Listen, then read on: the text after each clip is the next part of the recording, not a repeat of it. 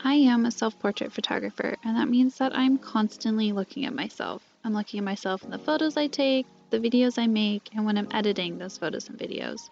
And it seems weird to me that self-portraiture is the one thing that I keep coming back to, especially when I'm someone that fears being seen. It also makes it hard to come to terms with the fact that I'll make things that I don't like. When I'm working with a model or a client, it's usually easy to say, oh, this didn't quite work the way I wanted it to, and it's no big deal.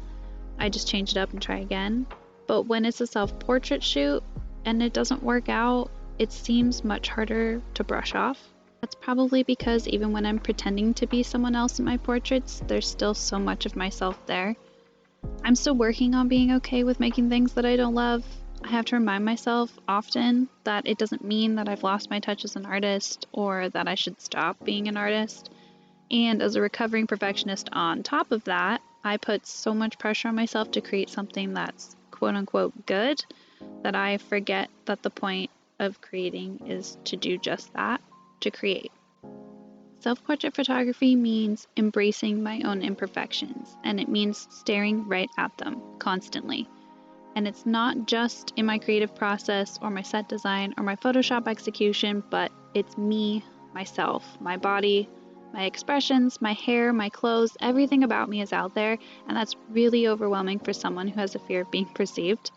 I've taken so many self-portraits in parking lots, public parks, popular waterfalls where I've had an audience of strangers watching me before, and it does make me feel really anxious and really aware of other people, but I also find that after I get over that initial hurdle of anxiety, I can pretty much not necessarily forget they're there, but put it to the back of my mind that they're there and focus on getting my shot.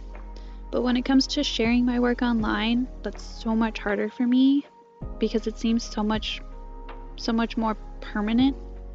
People seeing me out in public, I'll be a distant memory for them soon, but the internet is unfortunately forever. I've been taking self-portraits on and off since high school, and I'm just now realizing why sharing my work consistently online has always been a struggle for me, and that's because I have a fear of being perceived. And it goes hand in hand with my social anxiety, but I'm glad to know that I'm not the only one that struggles with either of these things, and I want you to know that you're not either. My best advice for any artist with a fear of being perceived is to just start.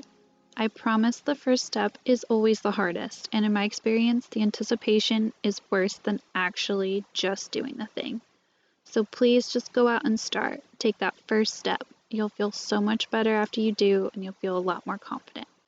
If you made it this far in the video, thank you so much for watching until the end. Please be sure to like and subscribe to my channel. It really does make a difference for a growing creator. And let me know what other kinds of videos you'd like to see from me in the comments down below. And I'll see you next time.